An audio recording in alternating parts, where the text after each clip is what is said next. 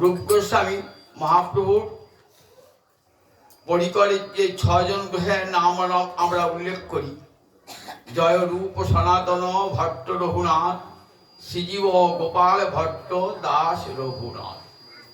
প্রথমে আমরা রূপ গোস্বামীর নামটা করি, কেন? সনাতন তো বড়।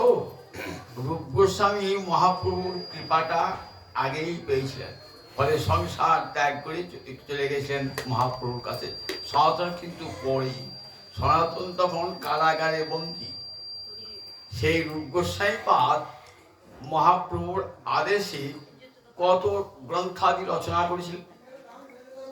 একটা গ্রন্থের নাম উজ্জ্বল নীলমণি। এটাকে বলে রসশাস্ত্র। রসতত্ত্ব, যারা সাহিত্য নিয়ে পড়াশোনা করেছেন উচ্চশিক্ষা, তারা জানেন রসতত্ত্ব একটা বিরাট গুরুত্বপূর্ণ বিষয়। রস না থাকলে সাহিত্য আস্বাদিতই হয় না। কাব্যম রসাত্মকং বাক্যম, রসাত্মক বাক্যকেই কাব্য বলা হয়। রস না থাকলে সে কাব্য তো আস্বাদিত হয় না। তাই রসের মধ্যে নবানাং রসানামের মধ্যে শৃঙ্গার এবং আদ্য, 9টা রস রসকারীরা স্থির করেছেন। 9টা রস আছে, তার মধ্যে শৃঙ্গার রস অর্থাৎ নরনারীর মিলনের যে আকাঙ্ক্ষা, একে বলে শাস্ত্রে শৃঙ্গার রস বা মধুর রস। বৈষ্ণব শাস্ত্রের নাম মধুর রস।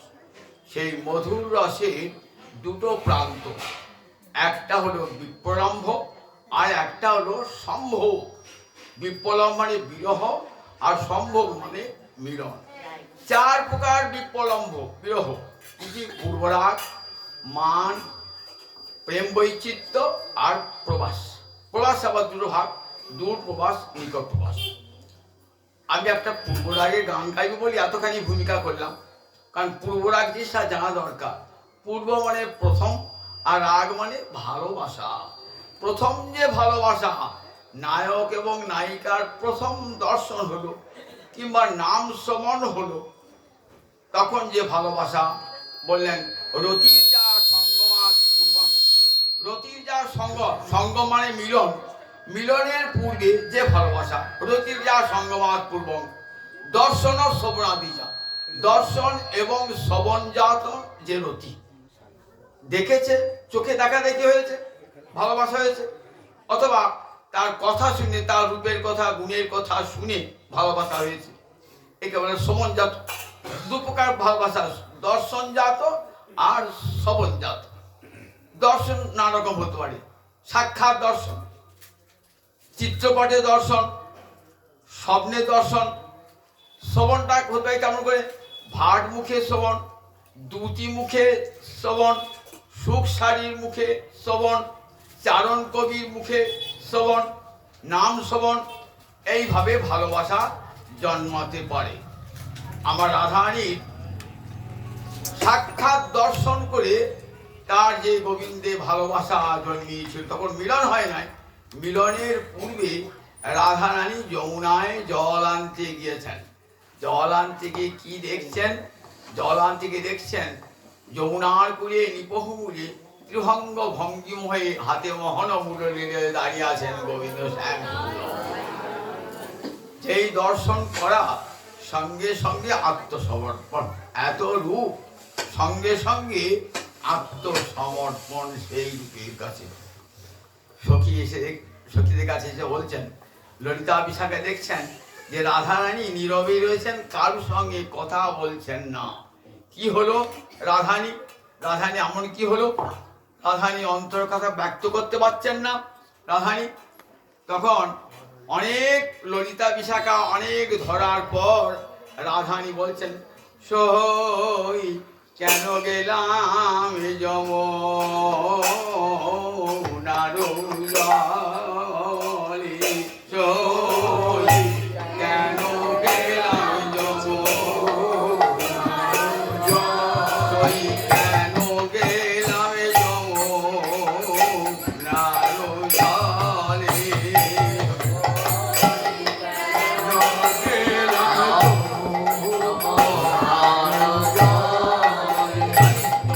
জলে, সর্বনাশ হয়েছে। জানিস কি হলো? দেখলাম নন্দের নন্দন চান পাতিয়াছে রূপের ভার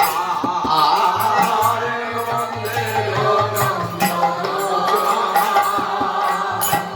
পাতিয়াছে রূপের ভার নন্দের নন্দন চান পাতিয়াছে রূপের ভার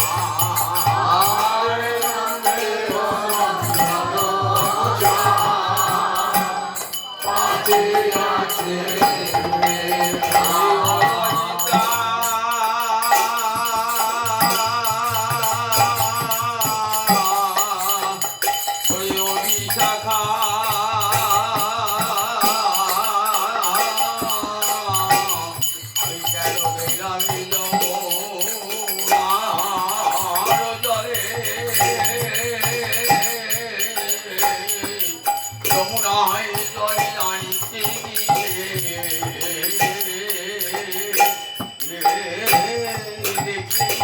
দেখিলাম যেন ভুবনে মহান ফাল বেটেছে মহান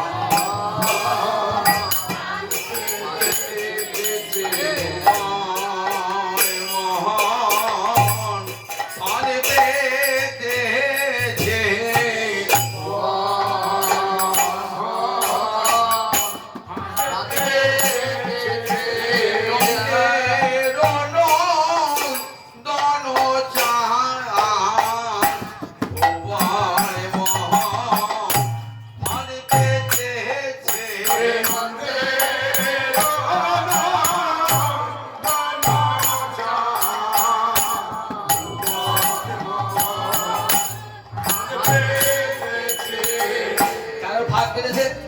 মন মৃগী ধরিবে বলে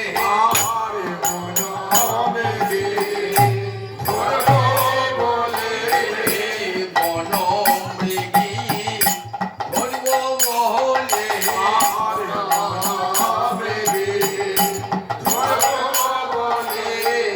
মনু মৃগী হরিণী ধরবে কাদের যত প্রজ কপি গণে মন মৃগী ধরিবে বলে যত প্রজ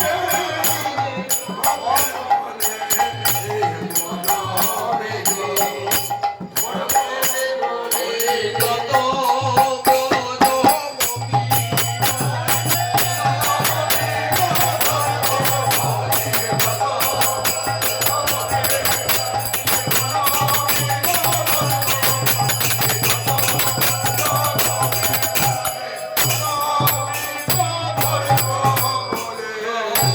কেন গেলাম যমুনার জলে কেন গেলাম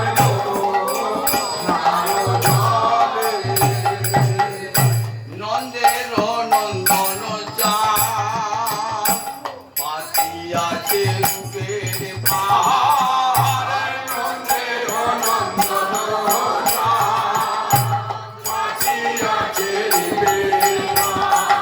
আর ব্যাগ ছলে কদম্বের তলে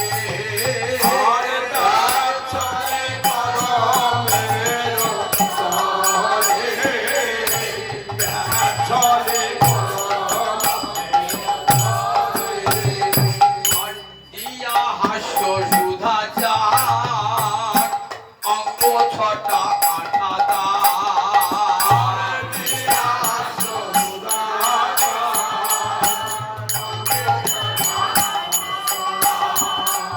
যখন ফাঁক পাতে কি করে না তাতে খাবার দেয় পাখিরা এসে পড়বে হরিণ এসে পড়বে বলে আর জালেতে কি থাকে না আটা থাকে যদি কেউ আসে না আমার পায়ে আটাটি লেগে দেবে আর যেতে পারবে না এই নন্দের নন্দন চাঁদ রূপের ফাঁদ পেতেছে সেই ফাঁদে বলছে ওই খাদ্যটা কি আচার চারটা কি আর তার আটাটা কি দিয়া হাস্য সুধা চা অঙ্গ ছটা আটা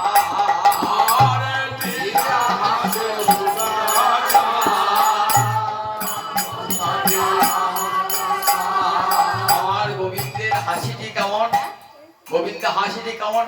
হাসিতে ঝরিয়া পড়ে কত মধুধার, হাসিতে ঝরিয়া পড়ে কত মধুধার। সেই মধুর মধুর হাসি যে লেগে রয়েছে বদনে, আর অঙ্গের এমন ছটা যেন সেটি আটা হয়ে গেছে। দিয়া হাস্য সুধাচা অঙ্গ ছটা আটা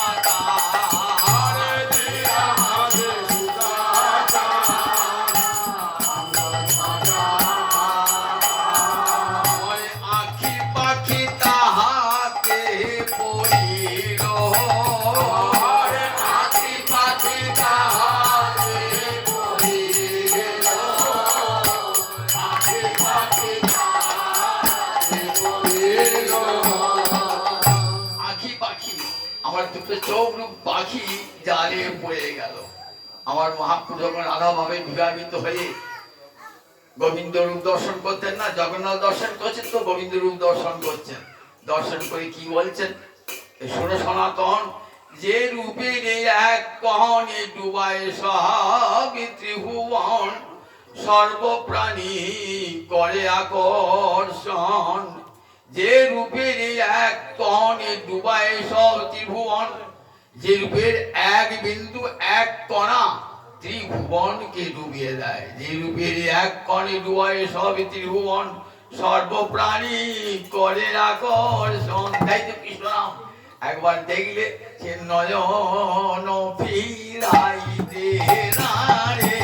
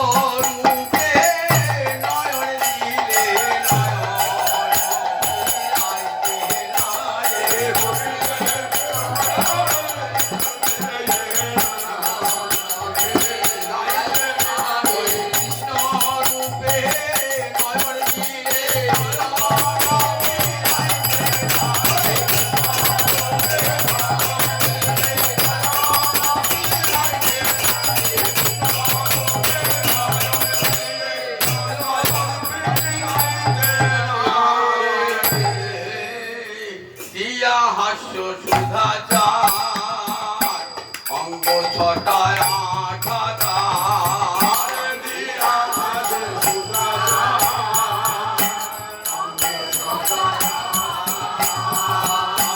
আখি পাখি তাহাতে পড়িল,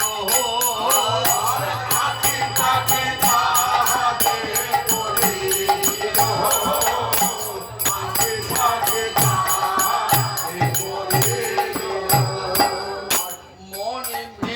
হেন কারে পড়িল রূপের জালে, হেন কারে পড়িল জালে,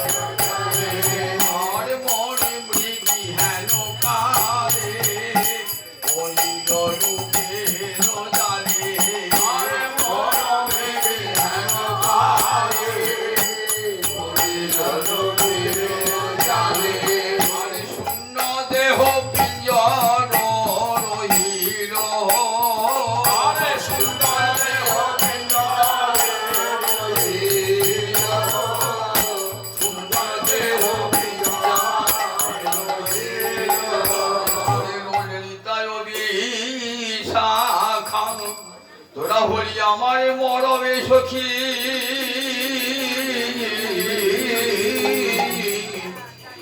আমার মরমের কথা শোনে, আমার মরি মৃগী হেন কালে পড়িল রূপের জালে, শূন্য দেহ পিঞ্জর রহিল, আমার মন আর আমাতে নাই, আমি মনে সেই গোবিন্দ পদে সপে দিয়েছি, পদে সপে দিয়েছে, গোবিন্দ পদে সপে দিয়েছি, গোবিন্দ পদে সপে দিয়েছে, গোবিন্দ তোমার হলাম বলে ওই কৃষ্ণ পদে সপে দিয়েছি, গোবিন্দ তোমার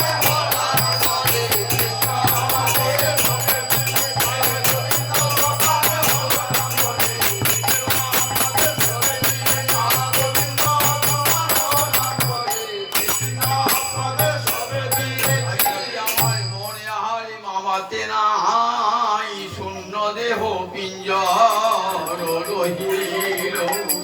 গাড়ি সখী আমার লজ্জা, আমার দেখ লজ্জা আমার ভূষণ, লজ্জা তো সব নারীর ভূষণ, রাধানী ব্রজরমণীর মুকুটমণি, আবার তার রাধানী কেমন শীল কেমন সভ্যতা, সুশীলা রমণীর মধ্যে রাধানী সর্বশ্রেষ্ঠা, লজ্জাশীল হেমাগার গুরু গৌরব সিংহদার, আর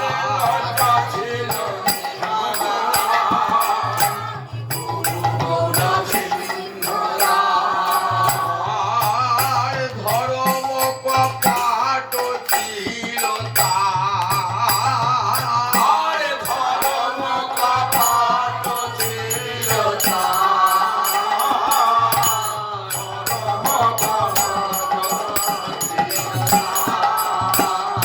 মানে সোনা সোনা রাখে জায়গাটা কেমন, যে ঘরটা খুব শক্তপোক্ত থাকে, প্রহরী থাকে, লোহার কপাট থাকে, তো সেখানে কেউ যায় চোর ডাকাত ঢুকতে না পারে। তা বলছে আমার লজ্জা আমার সুশীলতা কেমন না ওই স্বর্ণাগারের মতন সুরক্ষিত ছিল, গুরু গৌরব সিংহদার গুরুজনার শাসন ছিল, কিন্তু আর কি ছিল, ধর্ম কপাট ছিল তার,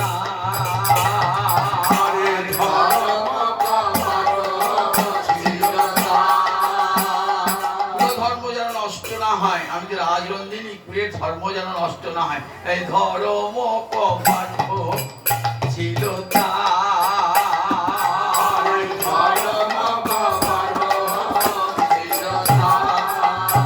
ছিল কি হলো জানিস, বংশীর বজ্রাঘাতে পড়ি গেল অকস্মাতে,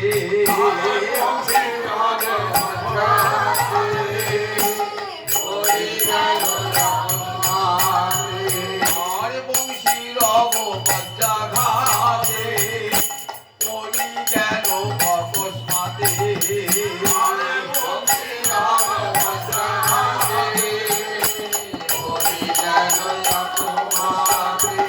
আরে সমভূমি করিল আমার,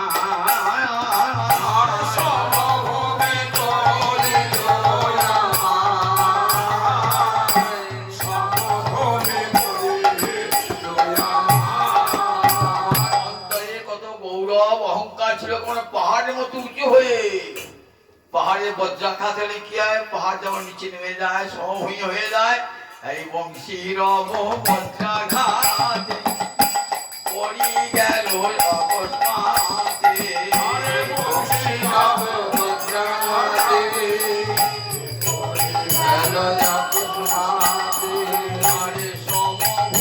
করিল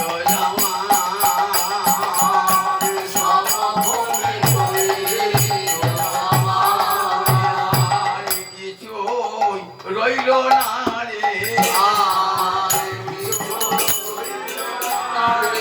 হইল যে লজ্জা কুলমান, আর কিছুই রইল না রে,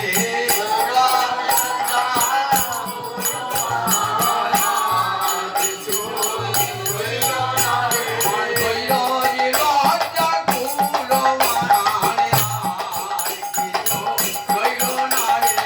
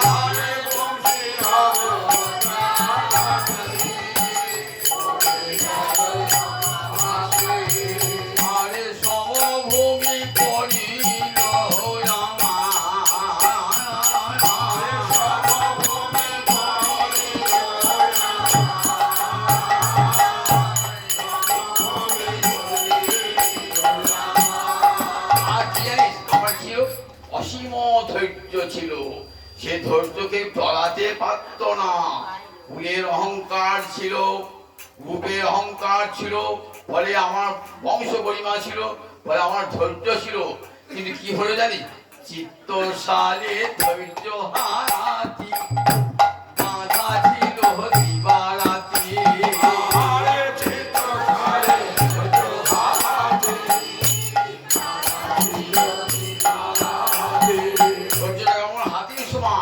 আমার চিত্ত সালে হাতি সালে যখন হাতি বানা থাকে, চিত্ত সালে বাঁধা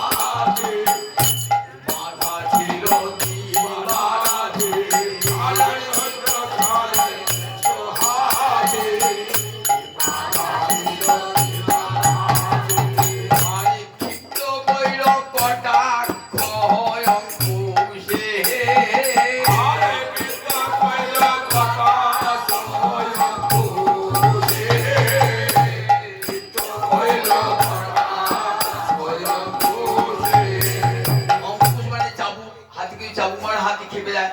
তা বলেন ওই যে কৃষ্ণের কটাক্ষ, তেমন কৃষ্ণের তরল নয়নে তের চাহনি, তরল নয়নে তের চাহনি, তরল নয়নে তের চাহনি, তরল নয়নে তের চাহনি।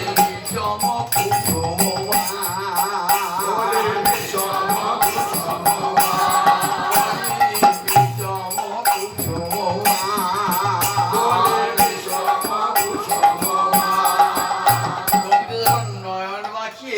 রমণীর দিকে দৃষ্টি নিক্ষেপ করেন না, তখন কি হয়, ধৈর্য টলিয়ে দেয়, আর ধৈর্য থাকে না।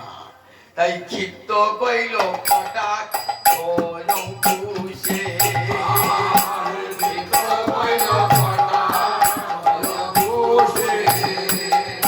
চিত্ত সালে ধৈর্য হাতি, বাঁধা ছিল দিবারাতি।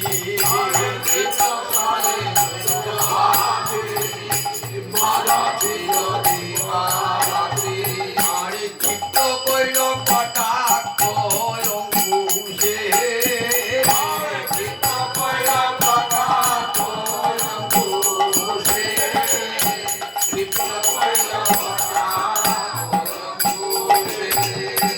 হাতি যখন পাগল হয়ে যায় তখন কি করে, শিকল ছিঁড়ে, যত বড় শিকল ছেড়ে সে ছিঁড়ে চোখ পালাবে। সে দম্ভের শীতল কাটি পলাইয়া গেল ছুটি,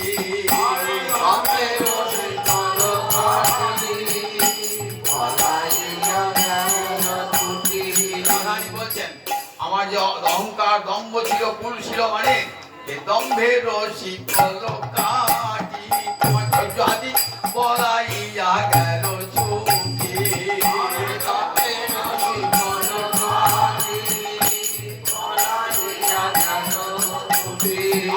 না পাইলাম তাহার উদ্দেশে, না পাইলাম তাহার উদ্দেশে,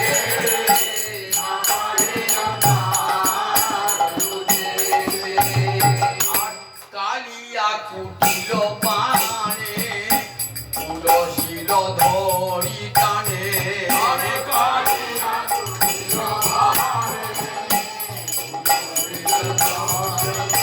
আমার তুলসী মান মর্যাদা সব নিলিল ওই কারণ, ওই কালিয়া, কালিয়ার কুইশ আবানে, কালিয়া কুটিল পানে, তুলসীর ধরি টানে, কালিয়া কুটিল পানে, তুলসীর ধরি টানে। কত লোক, ঘরের লোক, যত ঘরের যতে লোকে করে কানাকানি, ঘরের যতে লোক কত কানাকানি করছি, আমার সব চলে গেল, কুলশীল মান সব চলে গেল। অতএব উঠিল ব্রজওয়া।